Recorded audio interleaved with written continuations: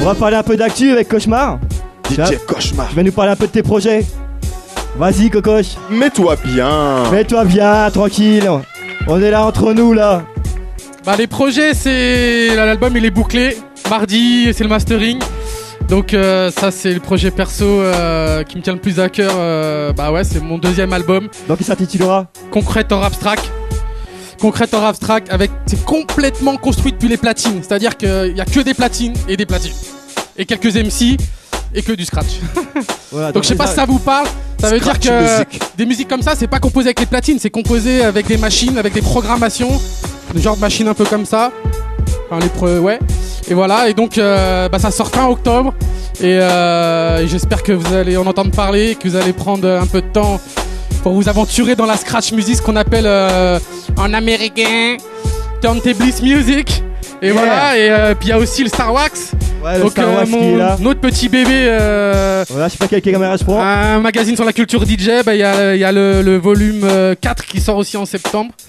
Et voilà, avec DJ Spina. Ça c'est un peu plus, c'est vraiment sur la, c'est pas strictly hip hop quoi. C'est strictly DJ en fait. Donc c'est un peu plus vaste que le hip hop. Donc c'est vachement ouvert. Il y a de l'électro et il y a aussi des musiques à caler. C'est ça. Et la stream box. Mais moi j'ai pas envie qu'on parle de moi. Voilà.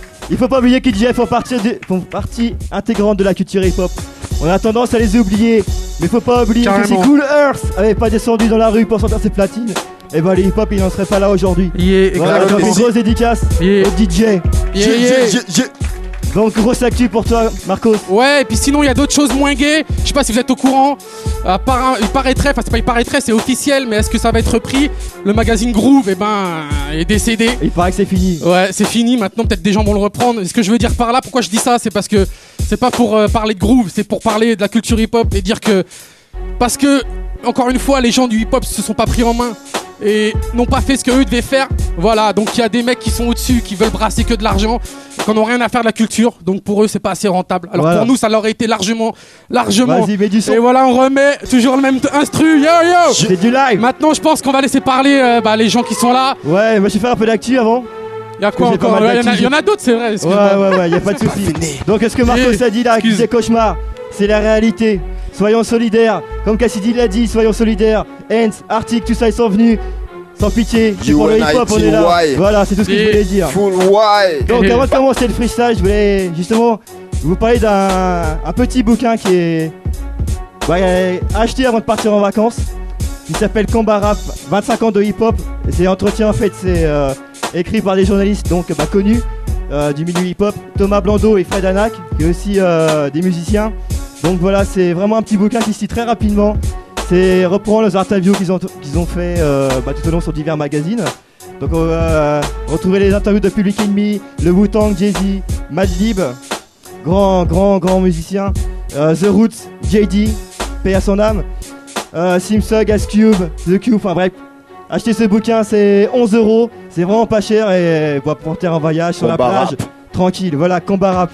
À vous procurer rapidement aussi, un projet que je viens de recevoir il y a très peu de temps. Donc distribué par Not So Bad, label, un très bon label, un petit big up à Noëlla en passage.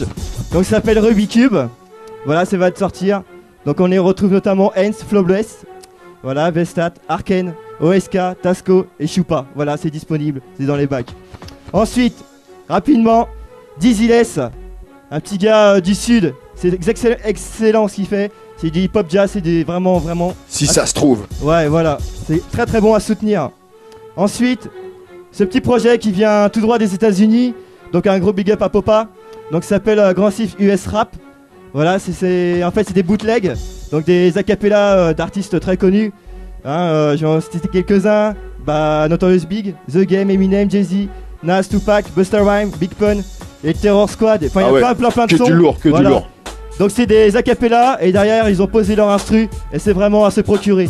Il y a plus d'infos sur le site sx-tv.com. Donc c'est vraiment à se procurer. Et pour finir, notre bloc opératoire de Monsieur Sampler qui vient juste de sortir, qui est tout neuf. Vous allez retrouver bientôt le clip sur le site. Donc voilà, Sampler à vous procurer.